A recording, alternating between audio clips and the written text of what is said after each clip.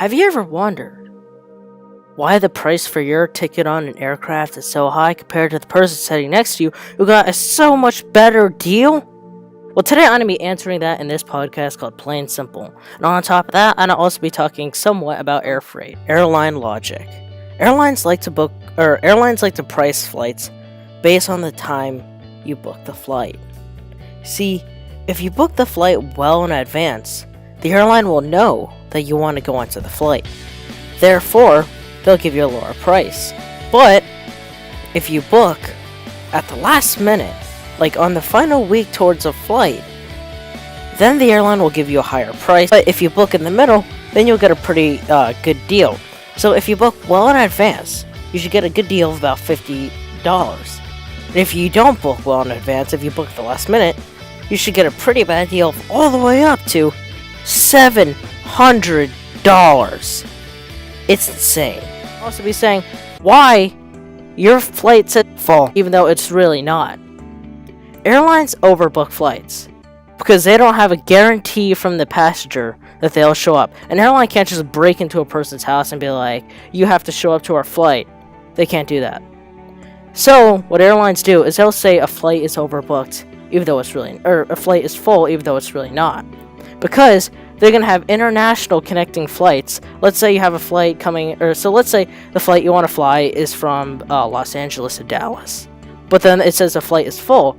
But let's say you book your flight, let's say from Tokyo Narita to Los Angeles, and from Los Angeles to Dallas. It'll say the flight is not full, and it'll give you a seat. Because the airline has a pretty high chance of you showing up at the gate. Then, if a passenger were to be coming from their hometown, because since there's a flight coming in, most flights are mostly on time, at least most of the time they are.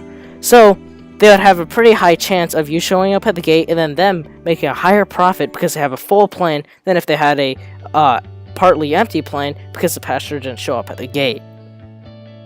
It's really clever if you really think about it, but there are some very high risks associated with this kind of marketing. Because let's say the flight is canceled or delayed, or let's say there's an unexpected problem and so they have to cancel it. Then the airline will not make as much of a higher profit than if they actually let you fly on the plane. But really, they had no guarantee that you'd fly on the plane anyways. So they had no option but to connect that international flight with that domestic flight. Now I'm going to start talking about air freight, because why not? No, I'm kidding. No, I'm just going to be talking about air freight. So air freight was first started, and actually airmail was first started in 1929 by Charles Lindbergh. In fact, today it's still going, and it's a huge industry. And actually, mail takes up most of our air freight. It's not bananas, it's not flowers, it's not electronic devices, it's mostly actually mail.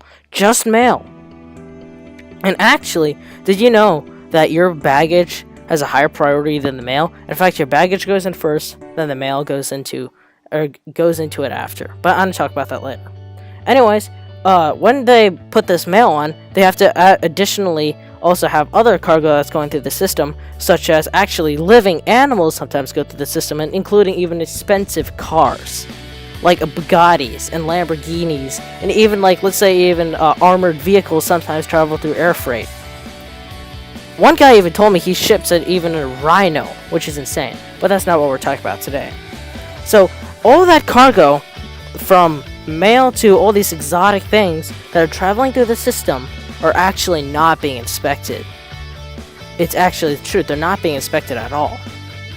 Only 10% of that cargo that's traveling through the system is inspected. The rest of the 90% is not inspected because the FAA relies on a signed form by the manufacturer or the provider of the goods saying, we're clean, we don't have any kind of bombs or explosives or any kind of threat to an aircraft on our cargo. And the TSA only inspects 10% of that cargo because they are so trustworthy of the provider. And that actually makes sense, because the vast amount of cargo traveling through our system is so much that it's almost impossible for us to inspect it all. I'm not saying it is impossible, I'm just saying it's almost impossible. And actually, in addition to all these exotic things, one thing you may have not known is that dead bodies actually travel through air freight.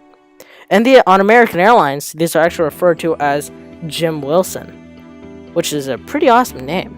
Airlines all have different names for this, but that's just the one I know for American Airlines. Anyways, guys, I hope you guys enjoyed this podcast. Hope to see you guys soon on another video, and I hope you guys leave a like and subscribe for more. And I hope you guys keep things plain simple.